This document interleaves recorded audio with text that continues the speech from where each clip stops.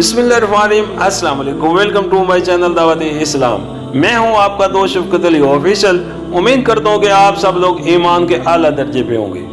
सूरतुल माइदा की आयत नंबर 18 का तर्जुमा, यहूद और नसारा कहते हैं कि हम अल्लाह के बेटे और उसके चाहते हैं। इनसे पूछो फिर वो तुम्हारे गुनाहों पर तुम्हें सजा क्यों देता है। दर हकीकत तुम भी वैसे ही इंसान हो जैसे और इंसान खुदा ने पैदा किए हैं। वो जिसे चाहता है माफ करता है और जिसे चाहता है सजा देता है। जमीन और आसमान और उनकी सारी मौजूदात उसकी मिल्क हैं और उसी की तरफ सब कुछ जाना है।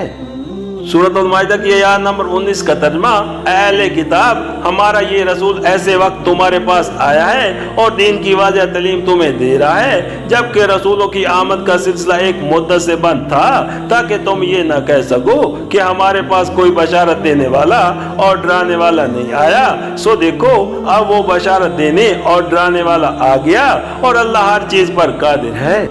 सूरतुल माइदा हाशिया नंबर 41। इस मौके पर ये फिक्रा निहायत बलीगुल लतीफ है। इसका मतलब ये भी है कि जो खुदा पहले बशारत देने वाले और डराने वाले भेजने पर कादिर था, उसने मोहम्मद सल्लल्लाहु अलैहि वसल्लम को इस खिदमत पर मामूर किया है और वो ऐसा करने पर कादिर था। दूसरा मतलब ये है कि अगर तुमने उस बशीर और नजीर की बात ना मानी तो याद रखो अल्लाह कादिर तो ना है, हर सजा जो वो तुम्हें देना चाहे बिला मुज़ाहमत दे सकता है।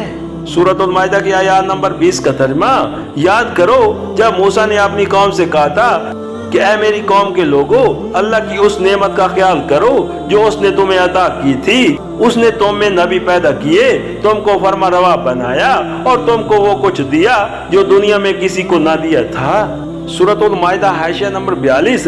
ये इशारा है बनी इसराइल की उस अजमत और गुज़श्ता की तरफ जो हजरत मूसा अलैहिस्सलाम से बहुत पहले किसी जमाने में उनको हासिल थी।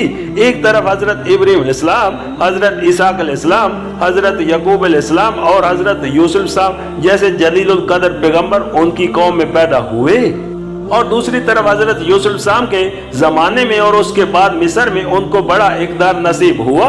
मुद्दत दराज तक यही इस जमाने की मज़हब दुनिया के सबसे बड़े फरमा रवा थे और उन्हीं का सिक्का मिस्र और उसके नवाए में रवा था।